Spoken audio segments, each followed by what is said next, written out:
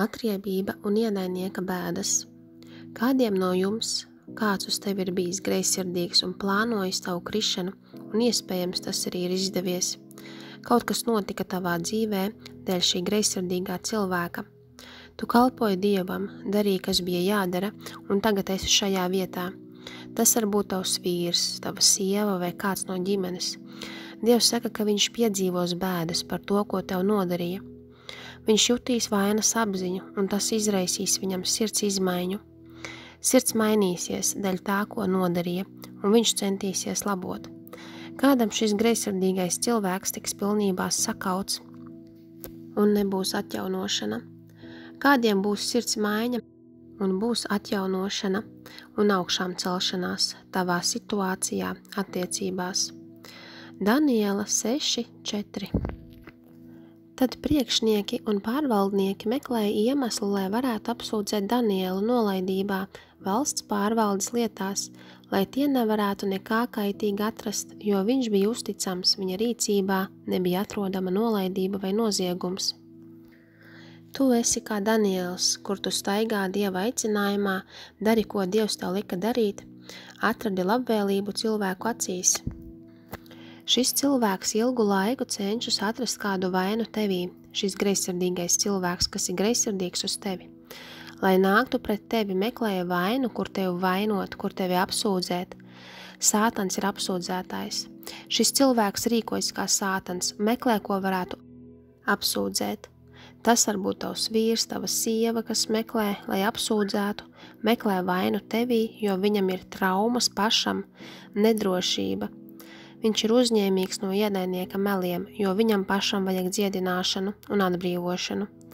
Viņam nav laba izpratne par to, kas tu esi, vai arī vienkārši patīk spēlēt ļauno. 5. pants. Tad tie vīri sacīja, mēs neatradīsim iemesla apsūdzībai pret šo Danielu, varbūt tikai viņa Dieva godināšanas jautājumā.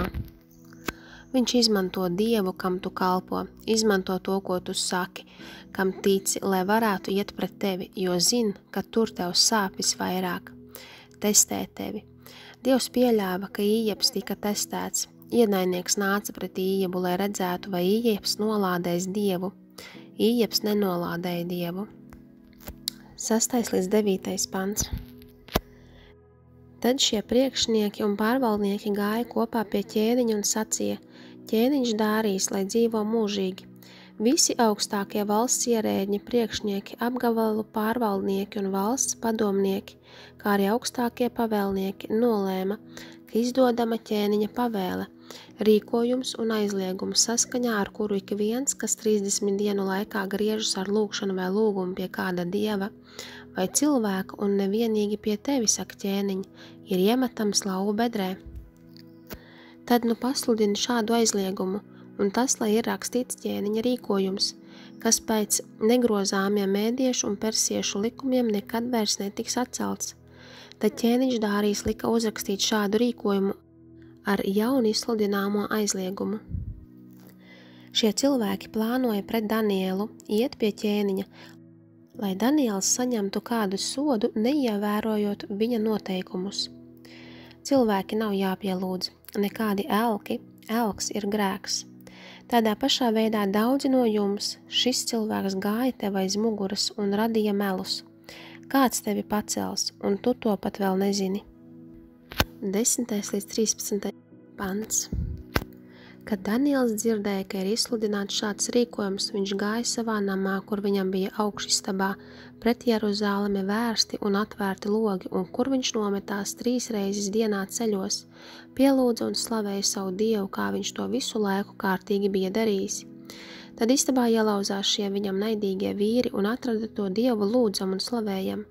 Tad tie gāja pie ķēniņa un tam jautāja, vai tu neizdevi pavēli, ka ik viens, kas 30 dienu laikā ko lūgtu no kāda dieva vai cilvēka, un nevienīgi tikai no tevi, saka ķēniņa, ir iemetams lauvu bedrē. Ķēniņš atbildēja un sacīja, tiešām, tas tā ir, un pēc mēdiešu un persiešu likumiem pavēle ir negrozāma. Tad tie sacīja ķēniņam, Daniels, viens no trimdā atvestajiem jūdiem, neievēro ne tevi, ak ķēniņi, ne tavu pavēli, ko tu izdevi. Viņš skaita lūgšanu savam dievam 3 reizes dienā. Viņi manipulē ar ķēniņu, arī ar tevi manipulē. Ienaidnieks tavam vīram, sievai čukst ausīs melus, un viņš nezina, ka tas ir ienaidnieks. Viņš domā, ka tās ir viņa paša domas, saprašana. Viņš ir pret tevi un dara ļaunas lietas. 14. pants. Kad ķēniņš to dzirdēja, viņš visai noskuma un sāka prātot, kā izglābt Danielu, un līdz pat saules rietam viņš visādi gudroja, kā to atsvabināt. Ķēniņš cīnījās par to, vai godināt šo paziņojumu vai glābt Danielu, un kā viņš no tā varētu tikt ārā. Viņš varētu vienkārši pateikt, ka Daniels ir labs cilvēks, bet nē, viņš grib izdabāt cilvēkiem un lepnums. Un kādiem no jums tavs vīrs, sieva, ir lepni un cīnās ar labo lietu, kas jādara. Ķēniņš atlikušo dienu skatījās, kā varētu Danielu dabūt ārā no nepatīkamās situācijas. Viņš ir ķēniņš un varētu vienkārši pateikt nē.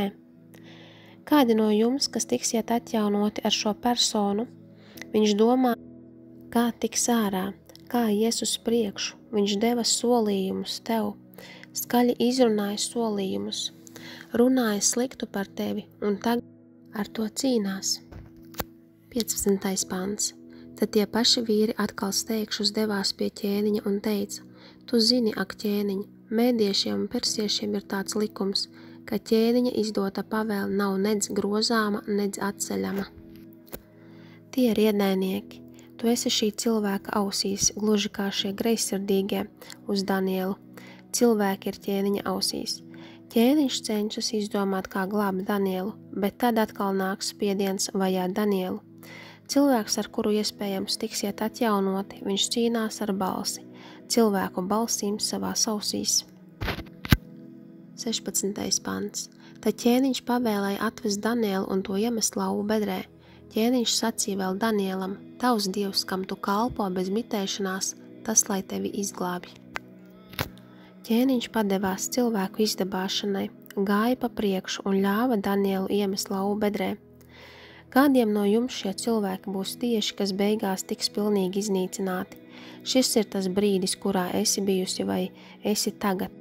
Vai tu tiksi ārā no lauvu bedres un Dievs parādīs, kā tas beigsies ar taviem ienaidniekiem.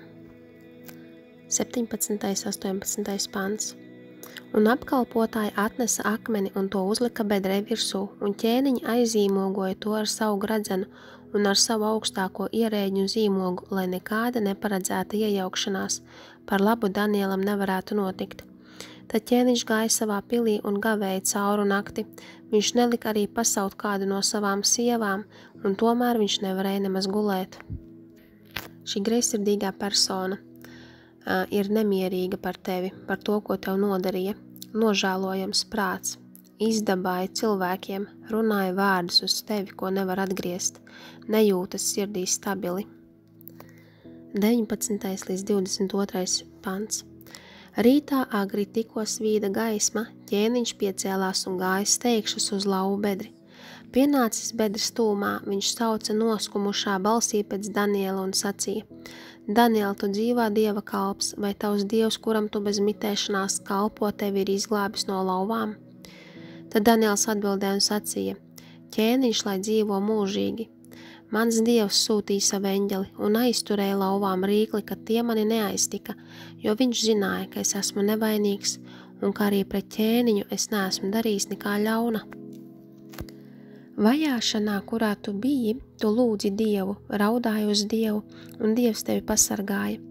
Bet bija lauva bedrē, bet lauvas tevi neaprija. Daniela sirds pret ķēniņa nekļuva rūgta. Dievs tev saka, lai tu piedod šiem cilvēkiem, ģimenei, vīram vai sievai, kas tevi vajāja. Kādiem no viņiem būs mainītas sirds un prāts, un viņš nožēlos un gribēs rīkoties labi, kādi no viņiem tiks pilnībā iznīcināti. Tev ir jāpiedod. 23. pants. Tad ķēniņš kļuva ļoti priecīgs un pavēlēja Danielu izvilkt no lauvu bedres. Izrādījās, ka viņam nebija ne mazākā ievainojuma, jo viņš bija pilnīgi uzticējies savam Dievam. Tu uzticējies Dievam. Dievs neizcēla Danielu no lauvu bedres. Dievs bija ar Danielu bedrē un aizturēja lauvā muti, lai viņu neaprīja. 24. pants. Tad ķēniņš pavēlēja atvest tos vīrus, kas bija apsūdzējuši Danielu, un tos iemeta lauvu bedrē līdz ar viņu sievām un bērniem. Tie nebija vēl nokrituši līdz bedres dibenam, kad lauvas tos sakampa un saplosīja, un tiem sadrupināja visus viņu kaulus. Dievs arestē tos, kas bija pret tevi. Attaisnošana ir pie apvāršņa, un tā ir daļa no pārējas. Esi uzmanīga, kad celies pret izredzēto Dievu bērnu, kurš ir nevainīgs Dieva priekšā, jo ik viens, kas ar tevi saistīts, tiks zem Dieva soda. Nožēlojiet cēlies pret izredzēto, atvainojies un atgriezies no ļaunā ceļa. 25. pants. Tad ķēniņš Dārijas rakstīja visām tautām, tautībām un valodām, kas dzīvo zemes virsū, lai svētības jums būtu bagātīgi. Publisks gods un attaisnošana tev. 26. līdz 28. pants. Tā ir mana pavēle visā manā valstī, ikvienam būs bīties un drebēt Daniela Dievu priekšā, jo tas ir dzīvais Dievs, tas paliek mūžīgi. Viņa valstība ir neiznīcīga, viņa valdīšanai nav gala.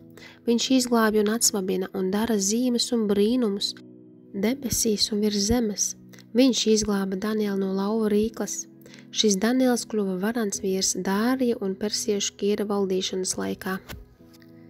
Šis stāsts dzirdēts iepriekš, bet šoreiz atklājās savādāk, jo vietā, kurā tu esi, sezonā, kurā tu esi, par to, ko Dievs ir apsolījis, jo šis ir ilgi nācis.